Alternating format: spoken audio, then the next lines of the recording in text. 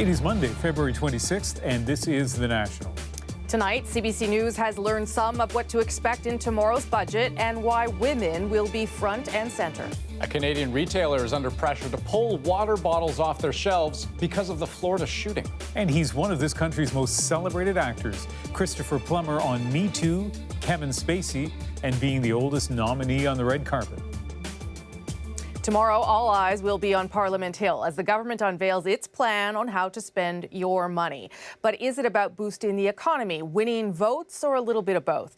Tonight, CBC News has learned some key details of the budget, including two big themes. There will be a new approach to government spending with a focus on getting more women into the workplace, including a new parental leave plan. And we have details on an ambitious program that will affect all of you, every Canadian. The federal government will take a big step in tomorrow's budget towards a national pharmacare plan. And let's start there. David Cochrane joins me now. Okay, David, what have you learned?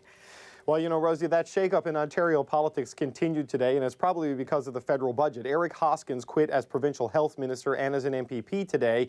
Tomorrow, it is going to be announced by the federal government that Hoskins will chair a new advisory committee on the implementation of national pharmacare. And it's important to note the wording there, Rosie. This is not a study on the viability of pharmacare or the feasibility of pharmacare. It's on the implementation of pharmacare. So this is something the Liberals are signaling that they intend to do, maybe, I'm told, as soon as next year's budget, and Hoskins' job will be to find a way for them to do it. So the committee that he will chair is going to travel the country. It's going to consult with medical professionals, talk to the provinces, talk to the territories to come up with a plan. And it's something, Rosie, that Eric Hoskins has experience with because they expanded drug coverage here in Ontario when he was the minister so that everyone under the age of 25 has free prescription drugs. I don't remember the Liberals talking a whole lot about this in the past. So what's the political motivation here, David? Yeah, Hoskins' report, the timing of this, it's due next year, which just so happens to be an election year, Rosie. So if you were wondering what the key elements of Justin Trudeau's re-election bid might be, pharmacare, probably going to be front and center. And two other things to point out about this. First, this is a sign the Liberals are at a point in this mandate where they're ready to at least partially move on from delivering on old promises to highlighting new ones. And second, pharmacare has been a core promise of the NDP for years, and the Liberals have been deliberately trying to barge in on the NDP turf to capture more and more of that left-of-center progressive vote. So pushing forward a national pharmacare policy absolutely continues that trend, especially when you consider that the new NDP leader, Jagmeet Singh, says that pharmacare will be a core part of his election pitch to Canadians. So once Hoskins delivers his pharmacare plan, we'll be able to see if it's good policy. But right now, it sure looks like good politics, at least for the federal Liberals, Rosie, because I'm not sure how losing their health minister this close to an election is good news for the Ontario Premier Kathleen Wynne. No, but puts the squeeze on the federal NDP. You're right about that. David Cochrane bringing us some of tomorrow's budget news tonight. Thank you for that. You got it. As we mentioned, women are going to be a big part of tomorrow's budget, and CBC News has learned tomorrow the government will pledge funding for girls and women's in sports, aiming for gender equality across all levels of sport by 2035. That decision based on data showing 41% of girls aged 3 to 17 don't play sports, and the numbers for adult women are much worse. The government made that decision using something called gender-based analysis. You'll hear a lot about it on Parliament Hill tomorrow, so here's how it works. When the Prime Minister and the Finance Minister come down these stairs tomorrow with their budget in hand, it will have been done with the help of gender-based analysis, or as it's known here in Ottawa, GBA. Meaning what exactly? The government looks at its policy decisions to see how they affect men and women differently, and if they aren't fair, how to fix them. Although this government also applies that notion to areas like age, ethnicity, sexual orientation, and Indigenous peoples. The government did attempt this last year, but the difference this time, sources say, is the Finance Minister and the Prime Minister made it clear to their colleagues in order to get funding and projects approved, this analysis was required. The why is pretty easy.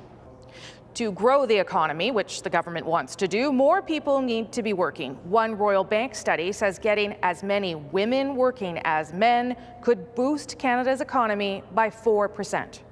So just how do you do it? Well, the government's attempt at this last year brought things like the Canada Child Benefit, a consolidated tax credit for caregivers, and an extended 18-month parental leave. In this year's budget, look for other things.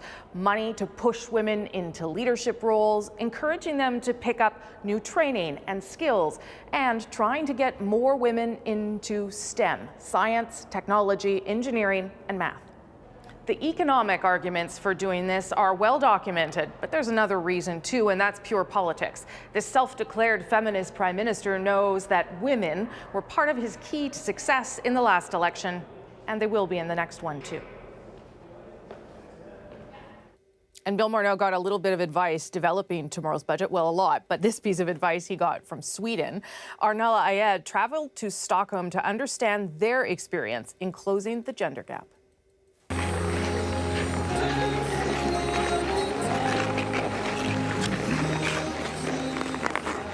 When you're this far north, you learn early how to take the edge off the winter. This far north, they've also long pushed to take the edge off inequality.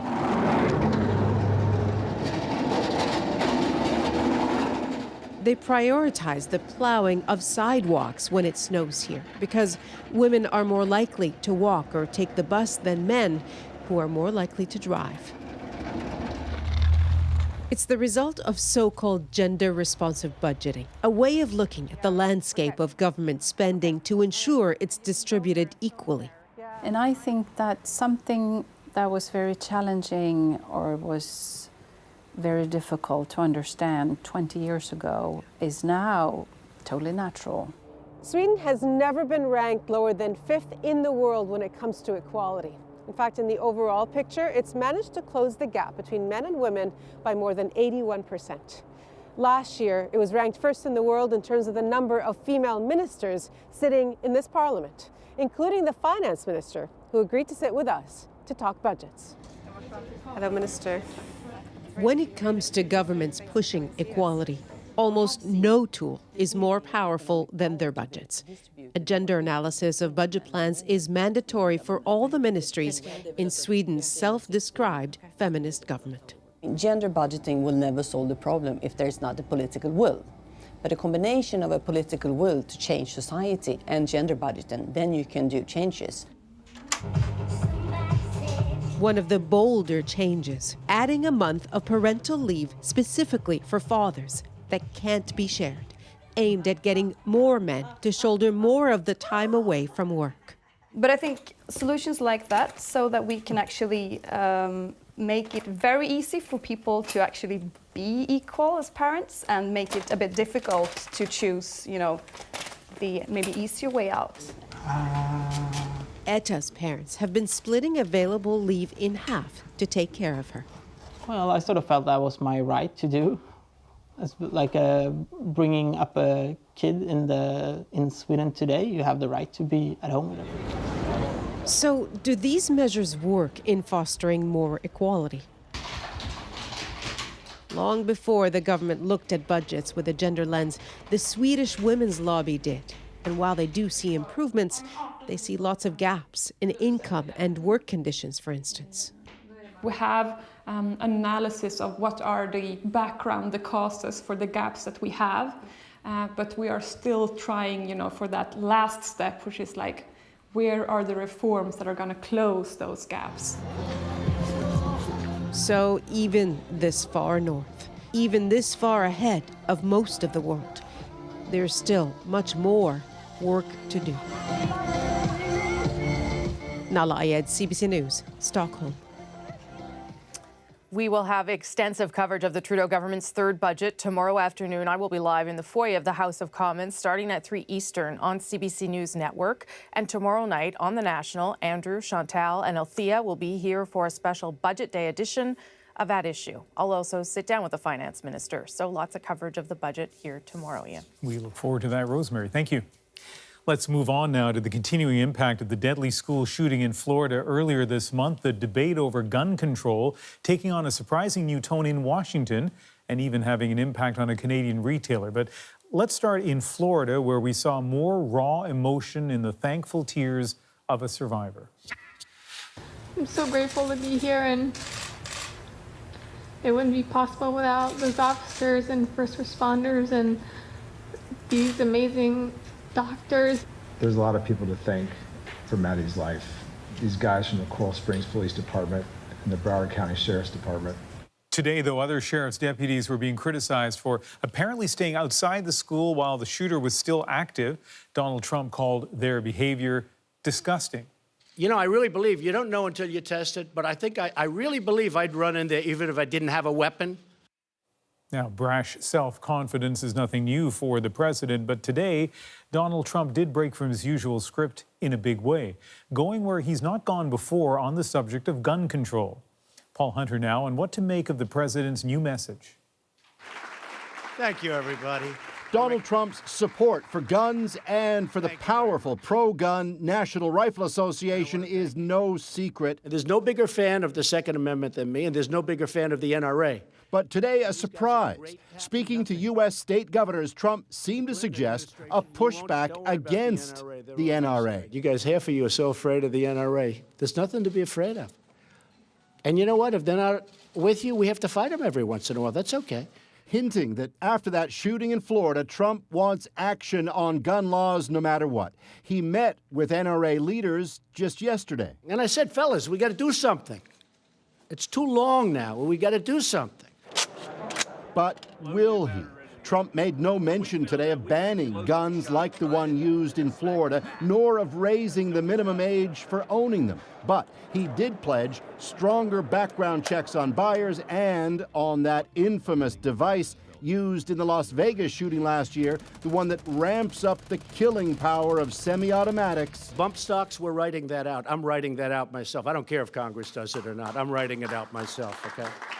Trump also restated support for armed security inside schools, arming a small portion that are very gun adept, prompting one governor today to fire back. I've listened to the first grade teachers that don't want to be pistol packing first grade teachers. So I just suggest we need a little less tweeting here, a little more listening, and let's just take that off the table and move forward.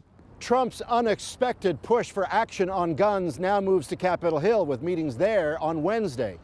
And a question few would have predicted for this president. How far will he go on gun control? Paul Hunter, CBC News, Washington. Outrage over the Florida shooting is having an impact in this country. Tonight, a national retailer is weighing demands that it clear some products from its shelves because of connections to a major gun maker. Briar Stewart looks at what might be a movement in the making. For years, Richard Campbell has been pushing for better cycling routes in Metro Vancouver. But for the past week, he's been posting on something else, pressuring a company he's loyally supported for 3 decades. This is something I can do to support the great work that the students from Parkland and lots of others in the States are doing.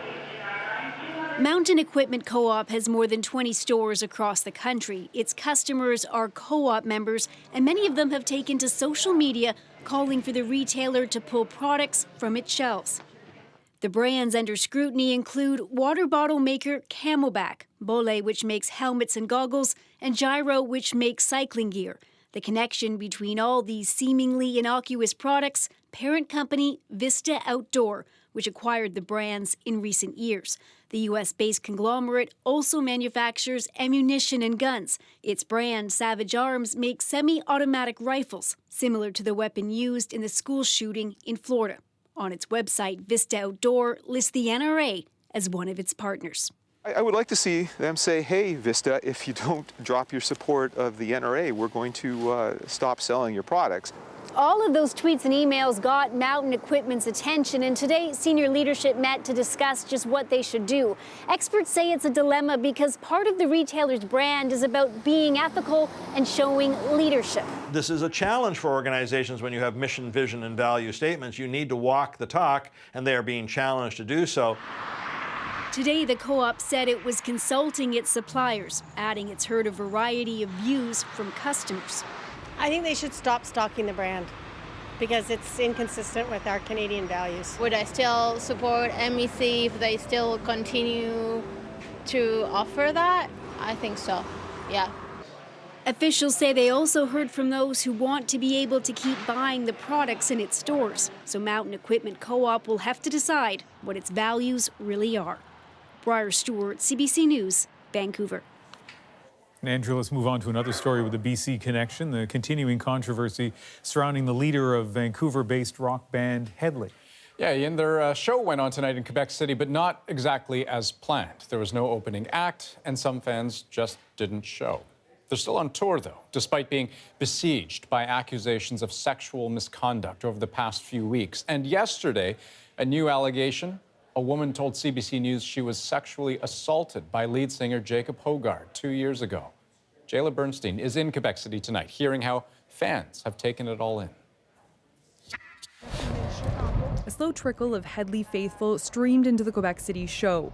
Despite the latest allegations against frontman Jacob Hogarth, he still has a supportive, dedicated fans. When you saw the allegations have come to light, you know, and I don't know if you saw it last night, more allegations came forward, another woman came forward anonymously. Did that make you pause at all? No, not at all. I mean, like I said, I'm here for the music. I'm not here for, and there's nothing. I mean, nothing has been said yet. I mean, there's a lot of things that's been said, but we don't know if it's true. The power of their song, it's very important for me because they have helped me gone through some really rough time in the high school. So just listening to this song, I felt better.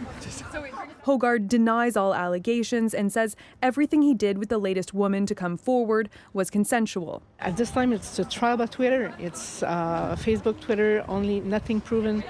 Some fans with special VIP passes in hand said allegations or not, they don't care. They want their shot at meeting the band. What are you going to use that time to talk to them for? What are you going to say to them? Just say thank you for their music. That kind of loyalty is expected, says this Canadian correspondent for Billboard. She says in the entertainment industry, people often separate the art from the person. I'm not surprised because we're talking thousands of people from all walks of life, different ages. They've paid for the tickets and charges haven't been laid. So maybe they're like, might as well go. What am I going to do with the tickets anyway? Though there was a lot of talk today about this being a trial by Twitter, many fans here say even a police investigation wouldn't shake their faith in the band. Jayla Bernstein, CBC News, Quebec City. Now, if it weren't for the controversy, Halifax band Neon Dreams would have been on stage in Quebec City tonight, too, as Hedley's opening act. It's one of 3 bands that have backed out of the tour since the allegations surfaced. And band members there have been dealing with angry fans ever since. One thing that I've really taken away from this is we've had a lot of backlash from Hedley fans because of the fact that we pulled out. And it's given me a lot more insight into the courage that it takes to come out as a victim, because there is a lot of backlash there. We all grew up Hedley fans, and they were part of our musical journey growing up. So I can understand why some fans may feel that way, but again, the most important thing here is the voice of the victims in the situation. Hedley's managers and publicists have now cut ties with the band. There are also some new developments tonight at the Ontario Legislature. Patrick Brown is out again. The former PC leader is now abandoning his campaign to retake the reins of the party. We'll look at where that leaves the Tories, Brown, and his fight to clear his name. And stepping in as a last-minute replacement could earn him another Academy Award. I sit down with Christopher Plummer to talk about how the Me Too movement created an opportunity for the oldest ever Oscar nominee. Plus, a little later, I'll take you inside the incredibly competitive and lucrative world of professional gaming with a Canadian star who's kind of a big deal. How would you describe this life that you've carved out for yourself? Pretty chill. We are playing video games for a living, so it's kind of like a dream job in a way. But it's a job. Yeah, that's where the stress comes in.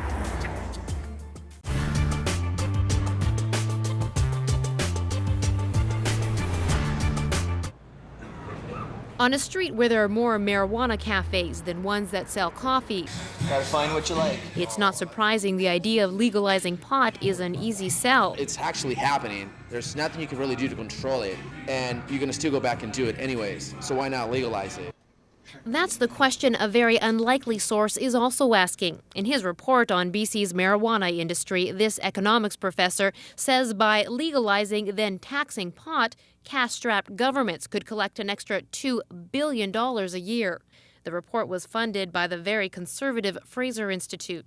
who's going to get the spoils? Since we know it's out there already, the question is, to whom should the revenue go?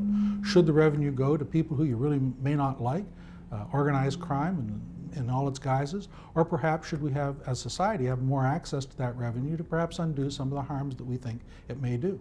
But try selling that idea to government. BC Solicitor General says any gains made by taxing pot would be lost in trade with the U.S. They have always made it pretty clear that even the issue of decriminalization, which was being looked at last fall by the federal government, would tighten up the borders and affect trade between the two countries.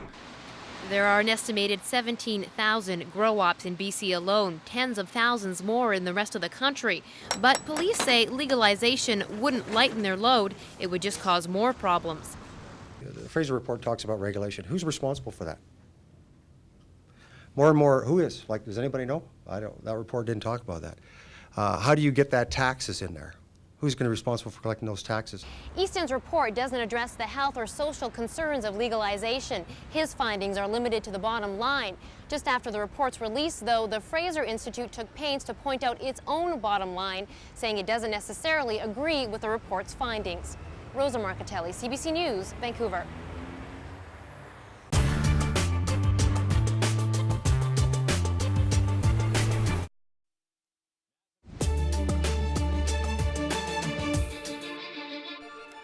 In Ontario, a dramatic twist late tonight that could impact the upcoming provincial election. Patrick Brown quit the race for the leadership of the Progressive Conservatives. His exit comes a month after he actually resigned the job amid sexual misconduct allegations, and on the same day that Brown became the subject of a new investigation.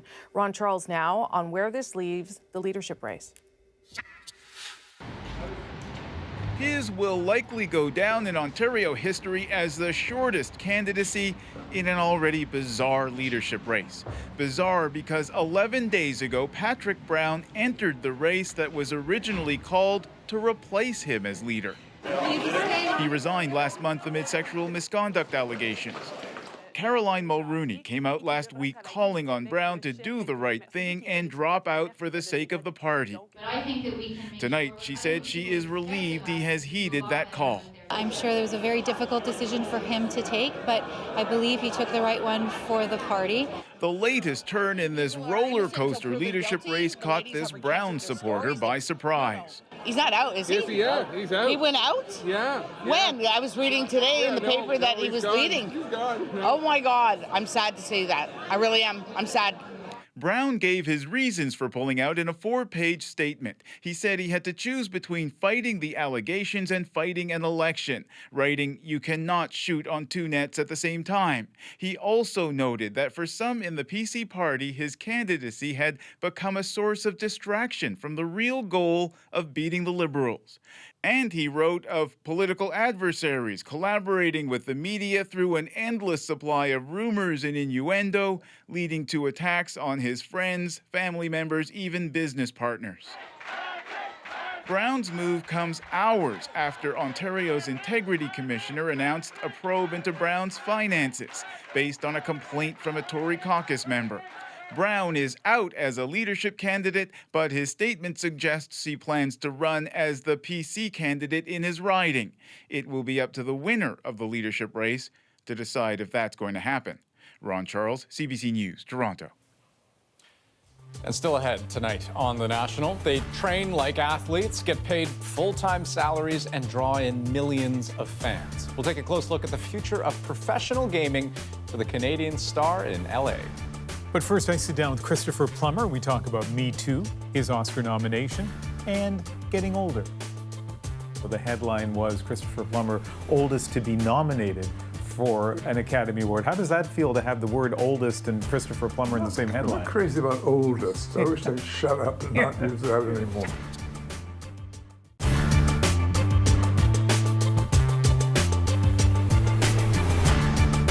Is there anything that in the way you approach your work that changed after the staggering success of Pulp Fiction?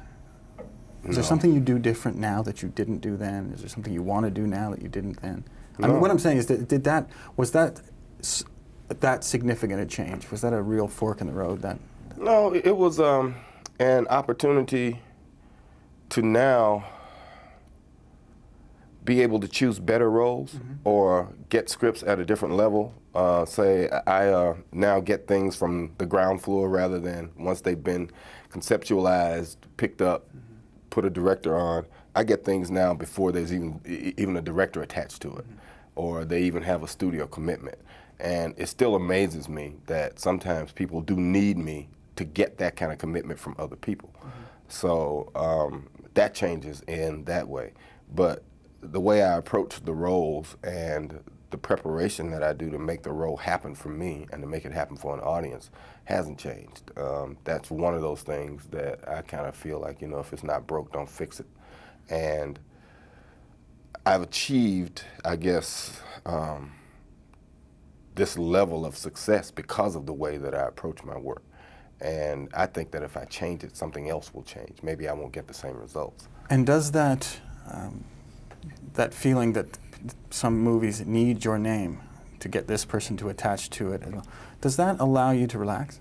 Do you feel yourself allowing yourself to relax a bit and not agonizing? I'm relaxed anyway. So you never agonized even before that? No. I always know that I am going to work for somebody. And whether it's in a lead role or a supporting role, those issues cease to be important to me. It's mostly about picking a story that I think that's interesting, and that number one, I would pay my money to go and see, because I'm essentially an audience member. I love movies. I pay my money to go and see them. And when I read a script, I read it like an audience member. Would I sit here and be interested, or do I know what's going to happen on page 75 and I'm only on page 12? So I'm making those kinds of decisions. And going into a role and the kind of people that I'm going to work with, hopefully the work experience is going to be great. I mean, I've had like a great year this year. I looked up one day and I'm doing this great dramatic scene, and I look across from me and, you know, there's Dustin Hoffman. And I'm saying to myself, oh my God, I'm working with Dustin Hoffman. But I'm in the middle of the scene, so I can't stop doing it to be in awe of that. And I do it, and I get through it. And it's great to look at him and see him looking at me like, that was great. You know, and that gives you another feeling of accomplishment, because, you know, I've watched Dustin for years.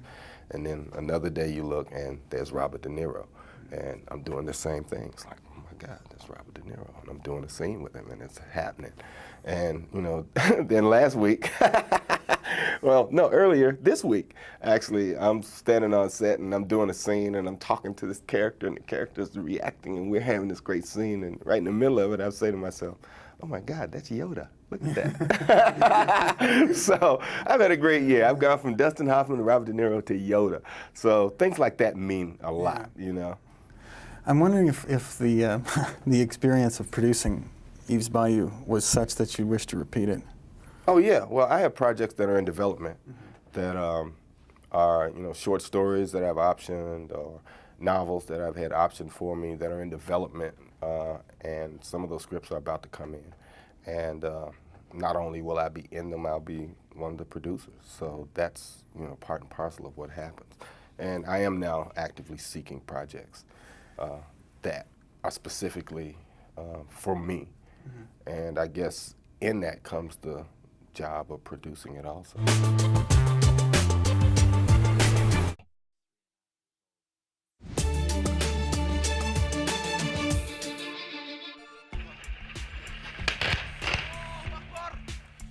Tonight on The National, we are waiting to see what happens in Syria's eastern Ghouta region after Russia ordered a pause in fighting. Starting in a couple of hours, the Syrian government's assault on the rebel-held area is supposed to stop for 5 hours every day to allow trapped civilians to leave. This after days of escalating clashes. According to one monitoring group, more than 500 people have been killed in just over a week. Nearly 400,000 civilians believed to be trapped. In Toronto, 2 convicted killers learned they'll be spending at least the next 45 years behind bars. Dylan Millard and Mark Smitch were sentenced to life in prison for killing Laura Babcock, but they'll serve that time after they've served 25 years for killing Tim Bosma. Babcock's father said justice had been served. In a bizarre way, we are saddened that the trial is over, for it's kept the memory of Laura fresh in everyone's mind. Of course, she will always be in the forefront of ours. Babcock was 23 when she went missing. Her body was never found. Millard and Smitch will be eligible for parole in the year 2063 when both men are in their 70s. The search and rescue were at that truck for more than an hour trying to get to the driver. I could hear the jaws of life. That was the scariest part for me, is watching that. A witness to a dramatic crash on a British Columbia highway, still shaken today by what he saw. It happened on the Coquihalla Highway near Hope. 29 people were taken to hospital, some of them in critical condition. 2 buses and 2 semi-trailers were caught up in the chain reaction crash.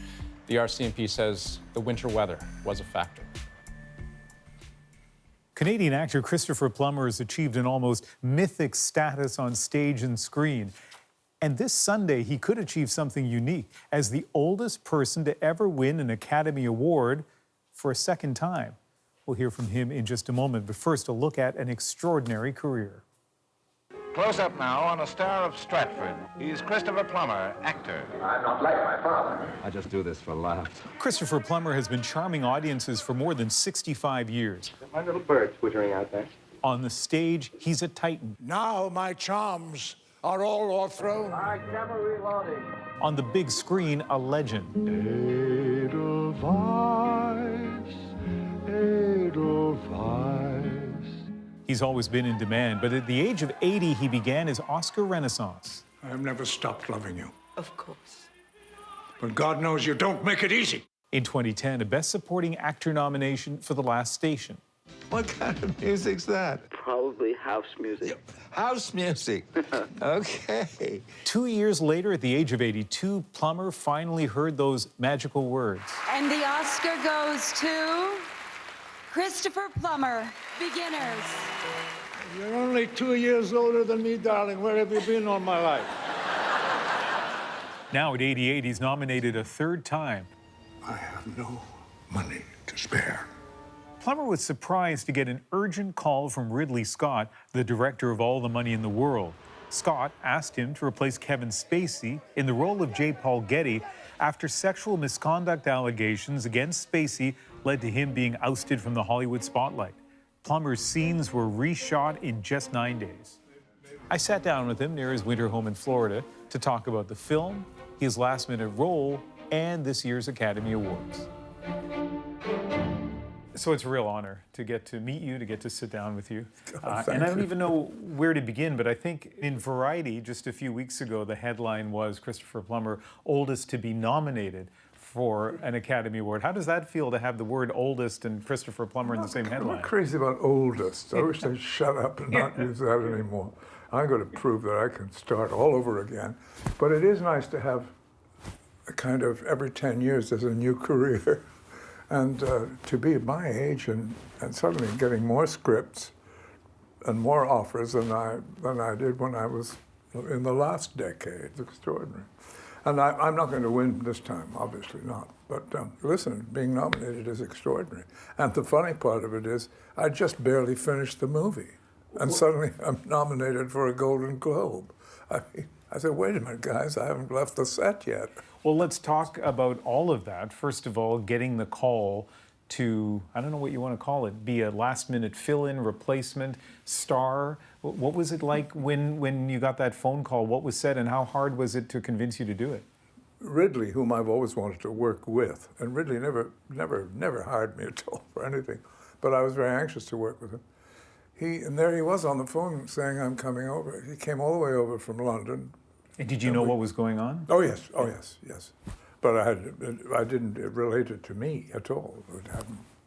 And then he brought it up. He said, do you want to do this?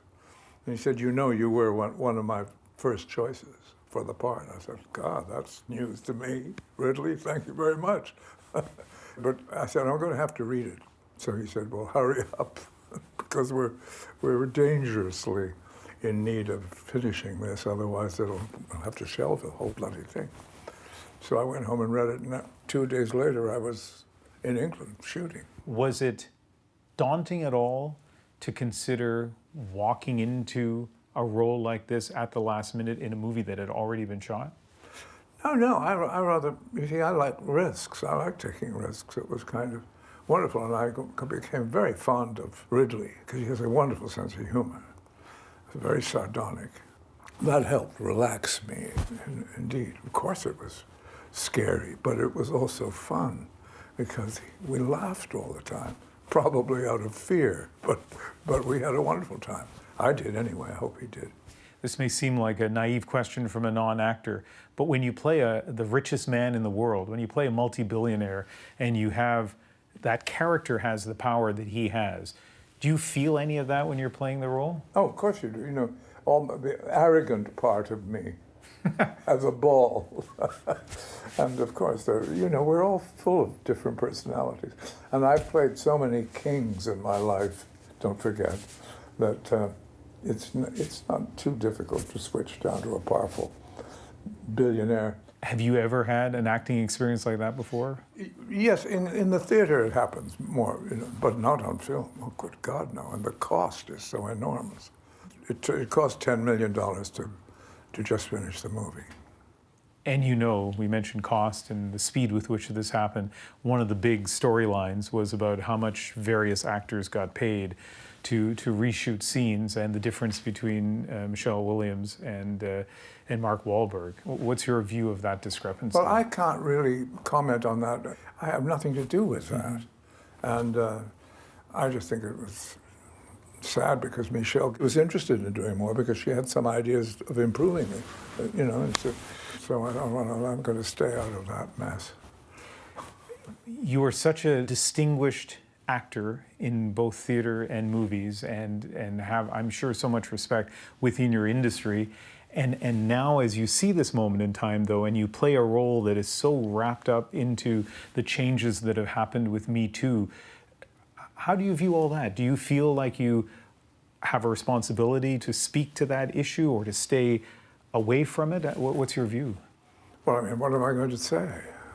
I just, other than I think it's great that these women can now come forward and feel that they're supported in order to come forward. I stay away from it, thank you very much. But I do approve of it, the Me Too theme. The Me Too theme, of course, has really grown in just the last few months. But as you look over the last few decades, before Me Too became a trending hashtag, were changes happening within the industry before, or is it really Me Too that has elevated this issue? I think it's simply Me Too. I can't remember anything. And this has been going on, of course, since the time began. This has been going on since the Phoenicians. And everybody seems terribly surprised about it. And by this been going on, harassment and abuse and that sort of thing? This has been a power play since the world began. Let's talk a little bit about Oscar night. So you're going there assuming, it sounds like feeling pretty strongly you're not going to win, yes, but you have won. So does that allow you to just savor the night? Oh God, yes. Yes, you sit down, you can actually see your friends and not worry about, oh God, how am I going to thank? I have a little speech prepared in case. Yes. But the awards, as nice as they are not the be-all. I mean, the work is what we're there for. But for a lot of movie fans, it is the night, right? It is it is the Super Bowl of so many movie fans, yes. And it's filled with glitter, and it's filled with young, powerful, attractive actors who are trying to make their name. You walk in there at this stage in your career, so comfortable, and is there any part of you that kind of sits back and chuckles when you get somebody's trying to get you to go to this party or trying to suddenly, you know, attach themselves to your rising star? Well, I used to love parties, of course, when I was young. So, and I would have gone to all of these then. I mean, and I would have been the last to leave. And I would have been carried out, because I love booze too much. Now, I must say, I don't stay very long. So what time do you think you're probably going to go to bed Oscar night? Oh, I'll try and go to bed as early as possible. I might go to bed actually in my seat. And it was a fantastic role you played. You did a great job, and it's a real privilege to do this interview. Thank you very much. Thanks a lot. So if Christopher Plummer is the oldest ever Oscar nominee and winner, what about the youngest? Well, when it comes to nominees, that title goes to Quiven Janae Wallace. She got the nod for Best Actress at the age of 9 for her moving performance in 2012's Beasts of the Southern Wild. And the youngest ever Oscar winner, Tatum O'Neal. She won the Best Supporting Actress award at age 10 for her role in Paper Moon alongside her dad, Ryan O'Neal. That was back in 1971. Okay, still ahead. They train up to 10 hours a day, 6 days a week, and if they're good, can pull a six-figure salary. Next on The National, what it takes to be at the top of esports. They have a regimen like any other athlete where they are having scrimmages, they're reviewing game film, they're discussing strategy, they're practicing, they have a nutritionist, they're trying to eat well so that they can be focused.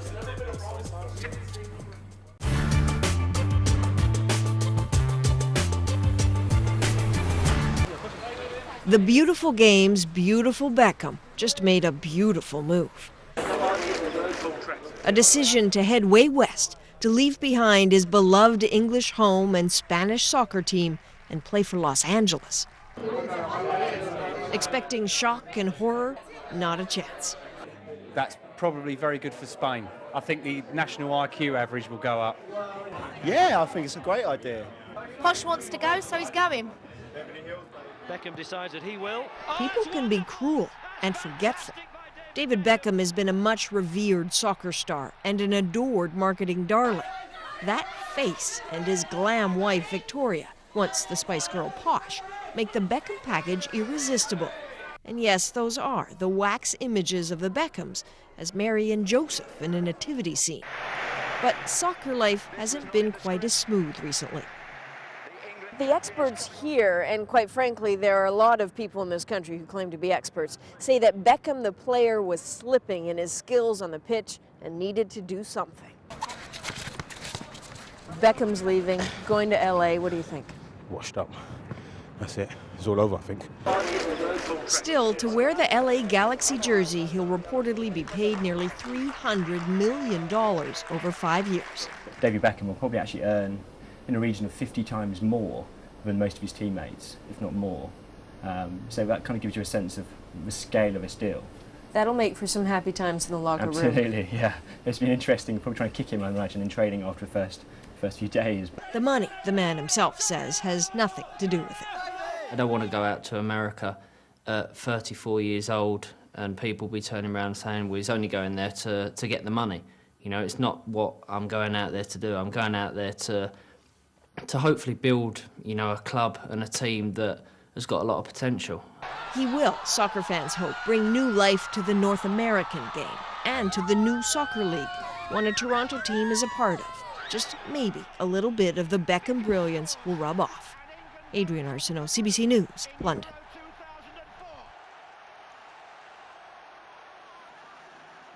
That's one of the best things about being me, really, to have the following of so many kids around the world. You know, when I've seen it in Europe, I've seen it in Asia and different parts of the world, but then to come to the States and to see the reaction that I've had so far from not just obviously the older people and, you know, the press that I've had, but from the younger people as well, and especially, you know, the girls and the boys that are playing soccer at such a young age. So it's an honour for me. I feel honoured.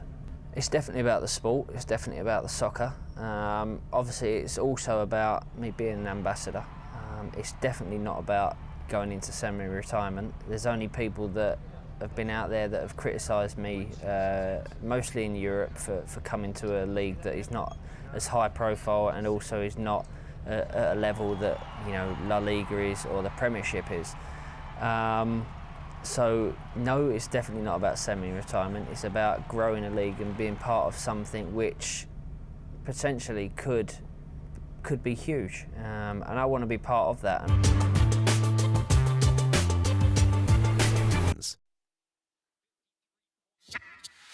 I think it's a good thing to have diversity so that it gets more people to tune into the Olympics in general.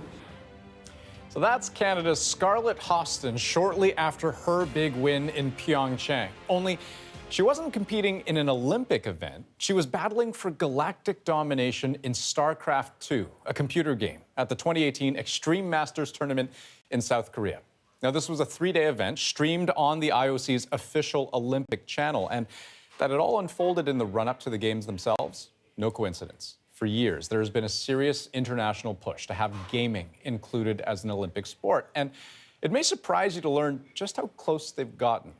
But consider this. Esports today have entire leagues, franchises, sponsors, coaches, news conferences, 8-figure prize pools, hundreds of millions of fans, to the point where they're starting to look an awful lot like traditional pro sports in almost every way. So tonight, a professional team, a professional league, and a game called Overwatch. We take you inside the world of these modern-day gladiators. All right, guys, who's ready for Overwatch? Hell yeah! Countdown, 10, 9, 8, 7, 6, 5, 4, 3, 2, 1, let's go! So let's get one thing straight right away. If you're not already a gamer, this world is not for you. It's for your kids. Very exciting. I could scream right now. Just like at a basketball game or a football game, these fans buy tickets, merchandise, team jerseys. What is this, like the NBA or the NFL? Like, is this legit? Yeah, my own family, my brother's the other, he's like, that's not real sports. I'm like, well, maybe to you, buddy, but we definitely follow it more than the NBA, NFL, any of that. They're here to take in live one of the most played and watched video games on the planet. No rules, no mercy, only the strong survive. So why all the hype? Well, Overwatch is a sprawling universe. There are dozens of characters, all with their own backstories. Attackers incoming. At its core, you have 2 teams of 6 doing battle across several different arenas, all with a different goal. Capture the objective. Let's do this! Win the most levels, and you win the entire match. Victory. I see it as the people who are the best in the world at something, right? So whether that is basketball or Overwatch, it is something that takes an incredible amount of skill to be the best at. Rob Moore manages one of the teams, the LA Gladiators. He takes it so seriously because if they win the league championship, the payday is $1 million US. It's legit. It's blinky. It's blinding me. There is a level of commitment and skill that is on display. And so if you are somebody who plays video games, the ability to watch the best in the world is something that video game players find really exciting. 35 million people around the world play this game. And for the opening week of the league, 10 million viewers. This is a sport with professional broadcasters, commentators, state-of-the-art infrastructure, all part of an industry that took in $1.5 billion last year. Any kid in North America who's between the ages of 9 and 10 in high school, all they do is watch YouTube, watch Twitch, they watch these things, and what they're doing is they're watching other people play video games. And make no mistake, where there are young people, there's big money. Consider this, the guy who owns the New England Patriots, he also owns the Boston Overwatch team. And the owners of the LA Rams, they own these guys, the Gladiators. And they're up next. Today we have a choice to be great. Today we have a choice to be a team. Be a team. I know you guys have been working harder than these guys. Let's show it in the match. Who are you siding with when it comes down to the match? So who are these guys? And how did they get here?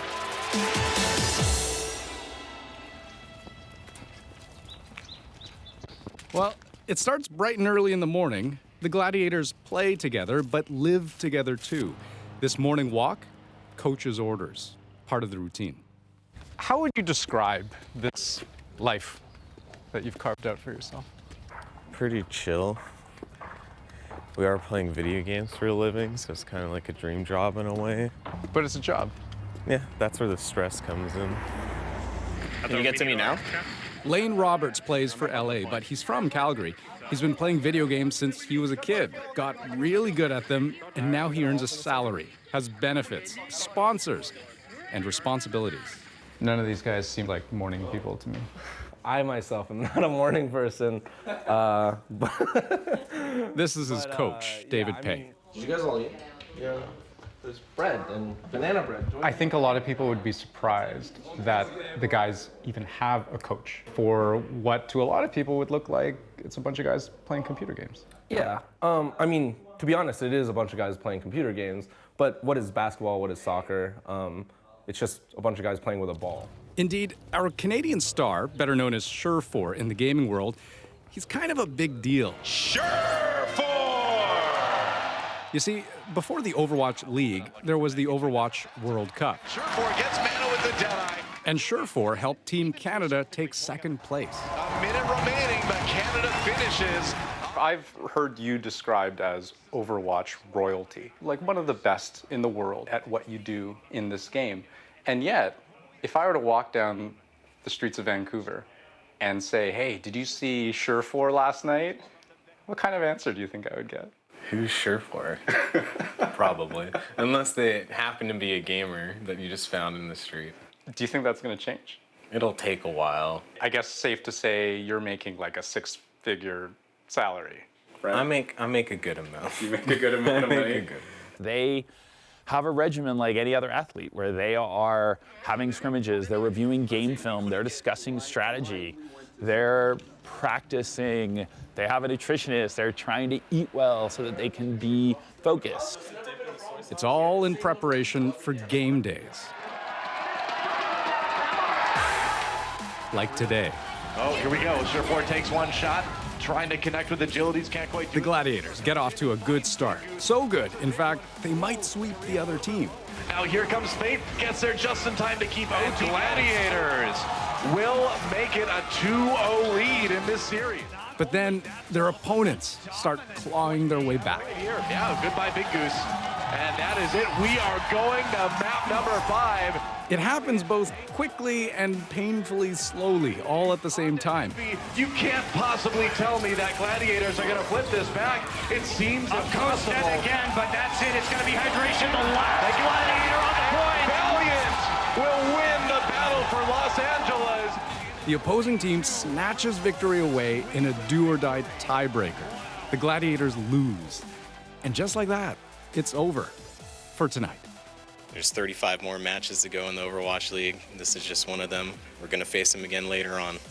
We have to look forward, we have to get better, but they played really well. They have no reason to hang their heads. So Ian, just a glimmer there for you of what esports in 2018 looked like. The Overwatch League, interestingly, looking to expand. Toronto, Montreal, Vancouver, high on the list of possible new franchises. And Overwatch isn't even the biggest game out there. By some estimates, the global esports audience, close to 400 million people. That was a fantastic story. Such an interesting world. But Andrew, let's talk about the Olympics for a moment. You know, faster, higher, stronger. As talented as these gamers are, they are sitting in front of their computers. Yeah, I knew that was the part that was going to get you. So for sure, you know, that is something that the IOC has to grapple with, right? Does a person playing a computer game fit with what people believe an Olympian should embody? I mean, Right. you have to figure there'd be pretty intense backlash, right? Or at least mocking if they made it an Olympic sport. And also consider these are often violent games too, right? People shooting each other. Is that in the Olympic spirit? I'll say this, here's the flip side. I mean, consider why we're seeing more extreme sports in the Olympics. I mean, half pipe, ski cross, big air, brand new event this year. It's a play to attract a younger audience. And if that's the goal, to stay relevant, to make money, esports might be the next ticket out. All right, I'll think about that. And as I think about it, I'll go deeper on the stories of the day. Earlier in the day, you can subscribe to our newsletter at cbcnews.ca/The National. The National Today takes you inside our journalism every afternoon.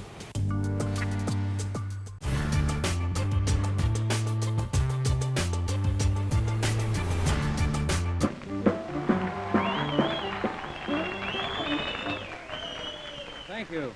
Right now, I'd like to bring out another fellow who's been on Music Hop before, and I know you're going to like him because he does such a terrific job on everything he sings.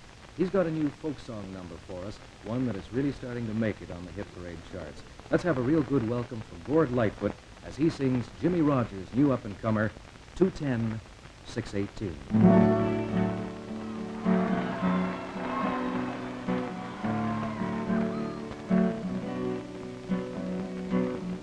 I've been away so long, fought a war that's come and gone. Doesn't anybody know my name? My sister's up and wed, and my mama took to bed, and now my old dog Red's gone lame. Please tell me if you can, what time do the trains roll in? 2:10, 6:18, 10:44.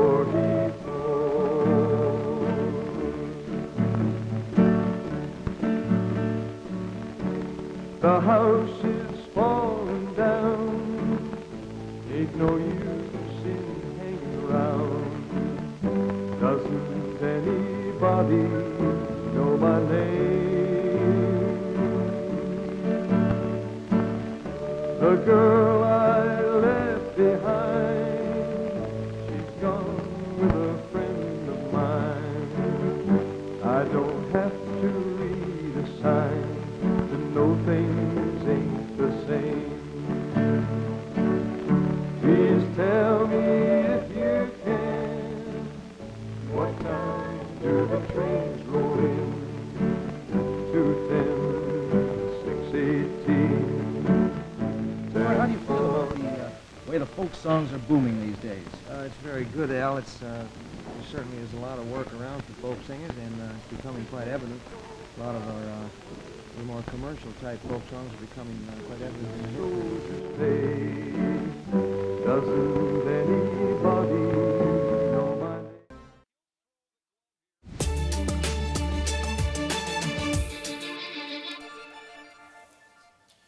On the National tonight, Harvey Weinstein's company says it is headed for bankruptcy after the collapse of a last-ditch $500 million deal. The company has been trying to find a buyer since dozens of women came forward with sexual misconduct allegations against the now disgraced Hollywood producer. To date, Weinstein has been accused by more than 60 women. He is denied having non-consensual sex.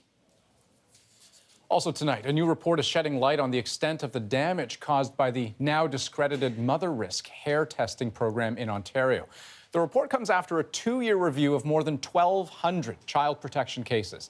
The test was used at a Toronto facility between 1990 and 2015 in order to determine if parents were using drugs and alcohol. But the science behind it has been proven to be flawed. Of the cases reviewed, 56 of them involved families being broken apart as a result of the testing.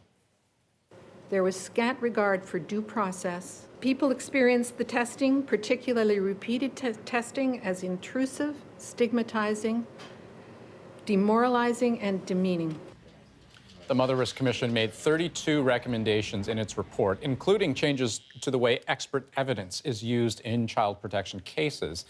Ontario's government says it plans to set up a task force to help implement those changes, and it also says compensation for families affected may be possible.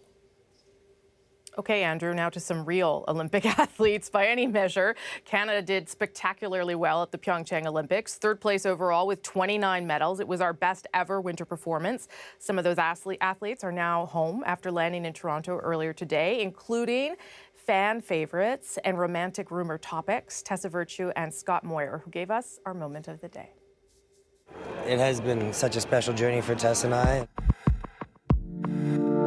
And we've enjoyed it from day one right up until these Olympic Games, even on the highest stage. And I mean, I think it's an honor for us to be Canadians and to compete as Canadians, but it's pretty personal and special to us as well as partners, skating partners. That may have been, of course, because there are a whole bunch of Canadians that just need them to be actually a couple and get married. But they are ridiculously adorable. And I have to say, I know a lot more people that love him now, too, because they've sort of seen the real him with the beer at the hockey game. And so, yeah, they're still cute. I'm curious to see if they can leverage the fame they have in the United States. And I was just down in the States last week. They have a huge profile there. Yeah. Will they be one of the few Canadian Olympic athletes to do very well in terms of endorsements south of the border? Yeah, no, it's a good question. And let's not forget, of course, Olympic athletes coming home. The start of a whole new chapter. The Paralympics set to kick off in Pyeongchang March 9th. 55 athletes going from Canada. And hey, I'll plug our network. CBC is the place to watch it, so I hear. Well done. That's the National for February 26th. Good night, everybody. Good night. Right.